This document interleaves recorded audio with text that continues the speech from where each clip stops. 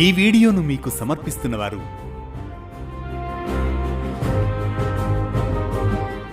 భూమి ఎలా ఆవిర్భవించింది? ప్రళయ సమయంలో ఈ పృథ్వీ ఎక్కడికెళ్తుంది? భూమి దేవతగా భావింపబడ్డానికి కారణాలు ఏమిటి? భూదేవి అడిగిన ప్రశ్నలకు ఆ పరమాత్మ ఏం సమాధానమిచ్చాడు? ఇలాంటి ప్రశ్నలన్నింటికీ సమాధానంగా సాగే అనగనగలోని నేటి దివ్య కథనమే భూదేవి పునరావిర్భావం, సృష్టి రహస్యాల్లో పరమార్థ బోధనం.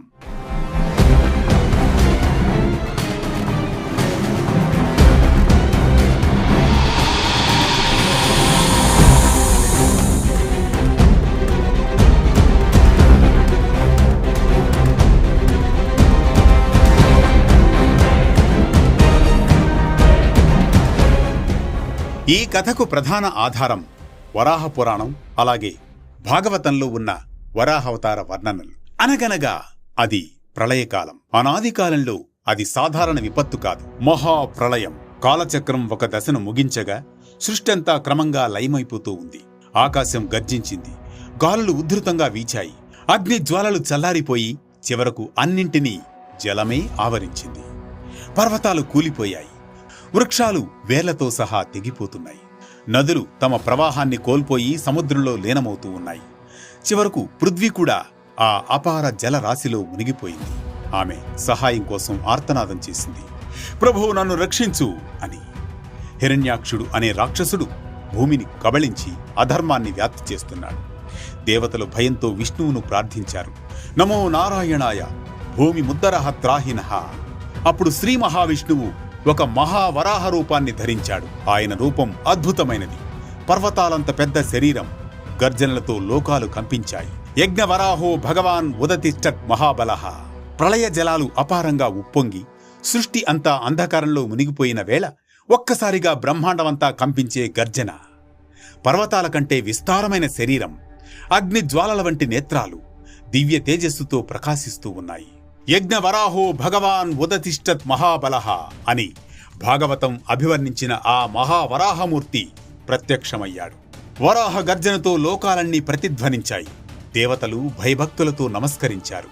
భూమాతను రక్షించాలన్న సంకల్పంతో వరాహం అగాధ సముద్రంలోకి ఉగ్రవేగంతో దూకింది. జలరాశి ఆ ప్రభావంతో 2 భాగాలై మార్గమిచ్చింది. సముద్ర గర్భంలో అంధకారంలో మునిగిపోయిన పృథ్వీదేవి వరాహస్వామి దృష్టిలో పడింది. అంతే, తన దివ్య శక్తితో శక్తివంతమైన దంతాలపై ఎత్తుకొని పైకి తీసుకురావడానికి సిద్ధమవుతూ ఉన్నాడు వరాహస్వామి. అక్కడ ఎదురయ్యాడు హిరణ్యాక్షుడు. అహంకారంతో ఉప్పొంగిన ఆ దైత్యుడు గర్జించాడు. వరాహమూర్తి చిరునవ్వుతో చూశాడు.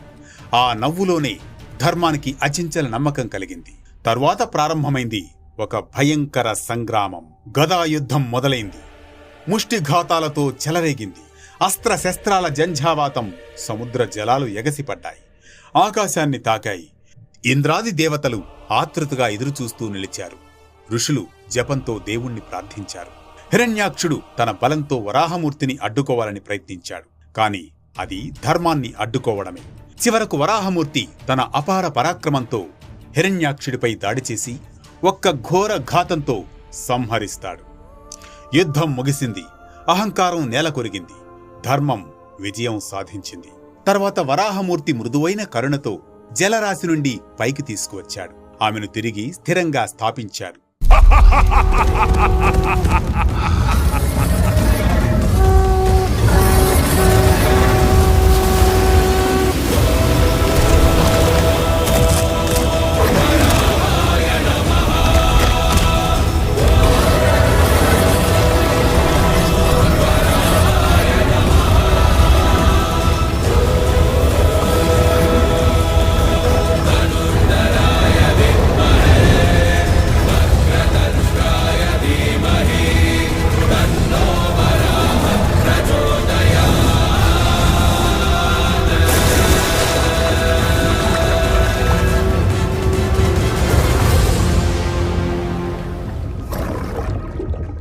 పర్వతాలు తమ స్థానాల్లో నిలిచాయి.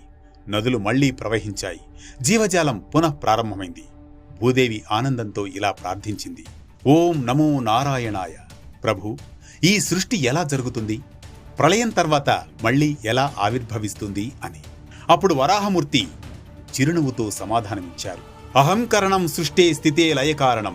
నేనే సృష్టి స్థితి లయలకు మూలం అన్నారు. సృష్టి బ్రహ్మ ద్వారా, స్థితి విష్ణువుగా, లయం రుద్రునిగా జరుగుతాయి. సృష్టి బ్రహ్మణి, స్థితి విష్ణువు, లయ శంకరే స్థిత. కాలచక్రం నిరంతరం తిరుగుతూ ఉంటుంది. భూమి కేవలం మట్టి కాదు, ఆమె ఒక జీవవంతమైన శక్తి. వరాహమూర్తి కేవలం రక్షకుడు కాదు, ఆయన పరమాత్మ స్వరూపం. ప్రళయ జలధిలో భూమి మునిగెను, వరాహరూపమున హరి వచ్చెను. దంతమును ఎత్తి స్థిరముగా నిలిపెను, సృష్టి రహస్యమును భూదేవికి తెలిపెను. ఇది భూదేవి పునరావిర్భావం, సృష్టి రహస్యాల్లో పరమార్థ బోధనం. ఈ కథనం మనకు సామాజిక సందేశం ఇస్తోంది. భూమి మనకు కేవలం నివాస స్థలం మాత్రమే కాదని, సాక్షాత్తు భూమాత అని, మనందరికీ తల్లి అని. మన క్రియల వల్ల భూమికి విఘాతం కలిగిస్తే అది ప్రళయానికి దారి తీస్తుందని. మన జీవితం కూడా సృష్టి స్థితి లయల చక్రం లాంటిది. ఏదీ శాశ్వతం కాదని, కాబట్టి ధర్మంతో జీవిస్తూ ప్రకృతిని ప్రేమిస్తూ ఉండాలని, అప్పుడే నిజమైన శాంతి సమతుల్యత లభిస్తాయని. ఇలా ప్రతినిత్యం ఓ పురాణ కథనం, సూటిగా స్ఫూర్తివంతంగా సామాజిక సందేశంగా, ధర్మం చెప్పే కథల సవ్వడి, జ్ఞానం చెలరేగే కథన ఒరవడి. ప్రతి ఉదయం ఊరటనిచ్చే ఊసులు, మనసుకు మాధుర్యమిచ్చే మాటలతో మళ్లీ రేపు ఉదయం కలుద్దాం అనగనగా అంటూ.